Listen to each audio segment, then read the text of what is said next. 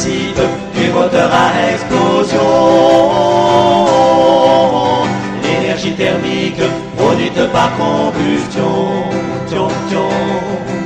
Quelle est sa dynamique et ses multiples fonctions? Nous allons aujourd'hui être un peu plus théoriques et parler des systèmes vivants. J'ai eu besoin de la théorie pour comprendre pourquoi dans une école où l'on abandonnait tout ce qui la faisait tenir ailleurs, cela marchait mieux. Ce n'est que la démarche d'Aristote qui, à l'inverse de Platon, cherchait à découvrir par abstraction, au-delà des apparences des choses, une réalité première cachée mais essentielle, une forme qui donne sens à ce qui est observable. La conception d'une école du troisième type découle de cette approche, où ce ne sont pas les pratiques qui doivent s'adapter à une théorie préalable, mais les faits qui font élaborer une théorie qui permet alors d'orienter mieux les actions.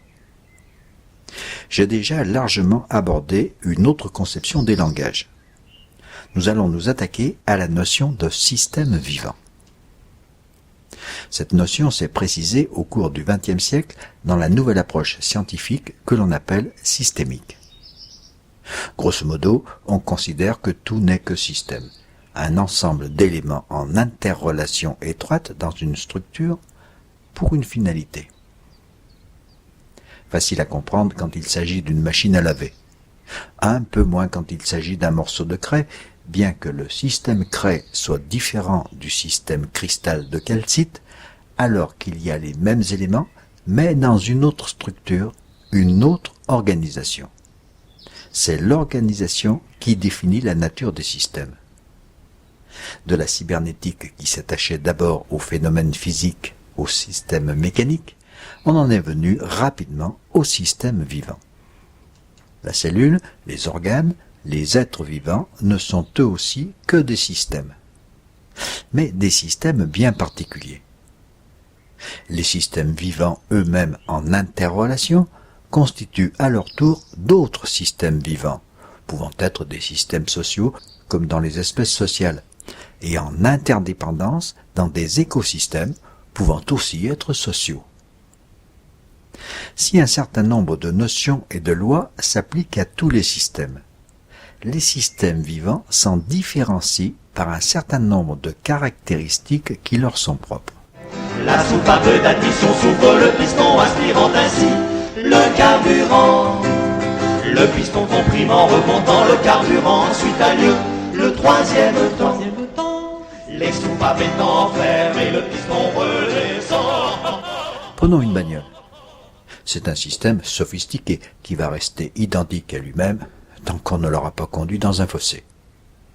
Il est fait pour ne pas être agressé et troublé par son environnement, pour ne pas dysfonctionner à cause de son environnement.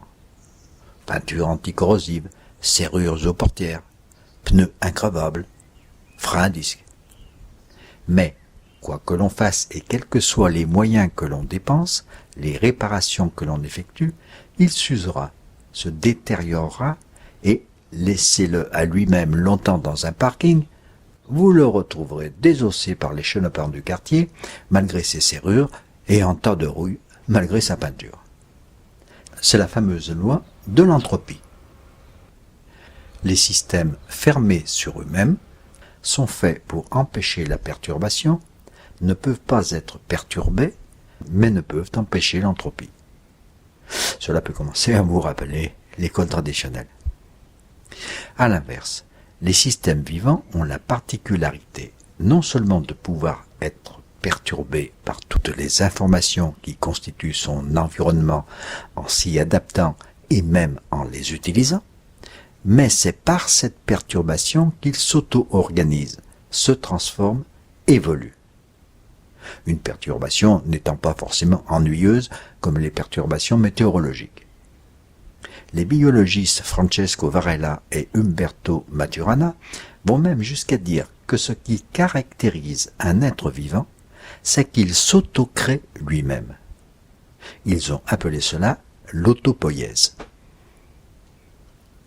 À partir de cela, un certain nombre de choses s'éclairent.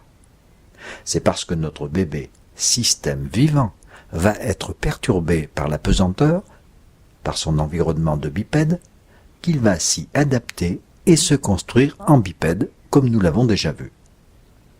Ce sont pour les mêmes raisons qu'il va passer de l'Homo erectus à l'homme parlant, Homo locans pour faire le savant. C'est ainsi qu'il va s'auto-créer en adulte. Mais nous avons dit précédemment que tous les systèmes vivants sont soit inclus dans d'autres systèmes vivants, soit en interaction ou en interdépendance avec eux.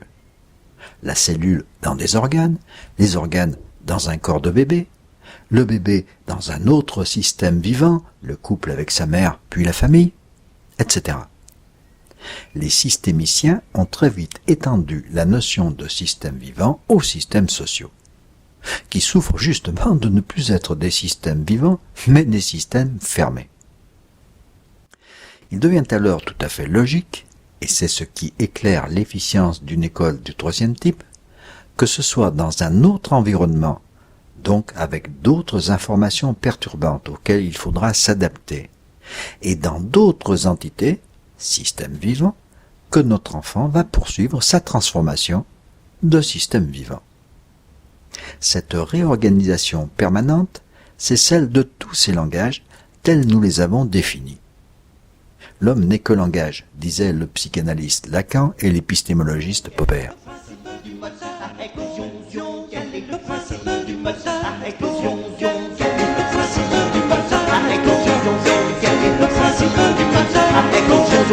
L'énergie thermique produite par combustion, C'est à partir de cela que la conception de l'école, tant que l'on en aura encore besoin, et du système éducatif qui porte bien son nom, change radicalement. On les a conçus jusqu'à maintenant comme des systèmes fermés, des systèmes inertes, dont la finalité était seulement de faire apprendre, c'est-à-dire de greffer sur des êtres vivants transformés en objets, des élèves, les outils dont ils sont censés avoir besoin. C'est un système conçu préalablement de la même façon que tout système mécanique dont la structure et le fonctionnement restent immuables et dont la finalité est la confection d'objets qui ne peuvent être que similaires.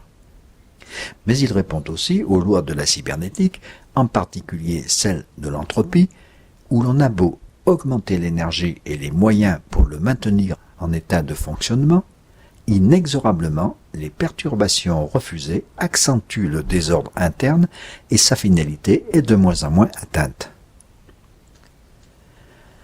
À l'inverse, une école du troisième type est conçue pour qu'elle se constitue en système vivant dont la finalité est la même que celle de tous les êtres vivants qui la constituent.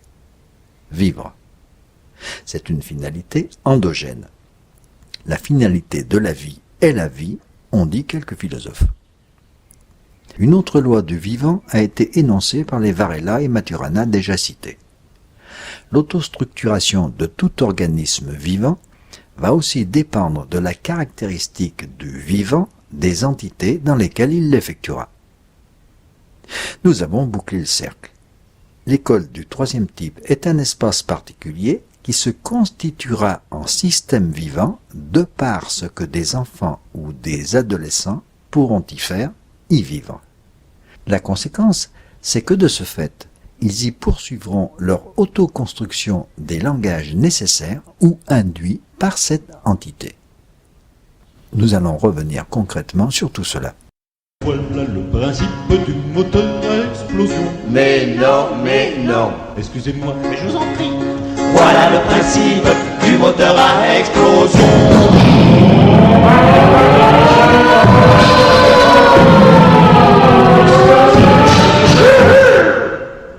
Qui fut à l'époque une vraie révolution. Une vraie révolution. Une vraie révolution.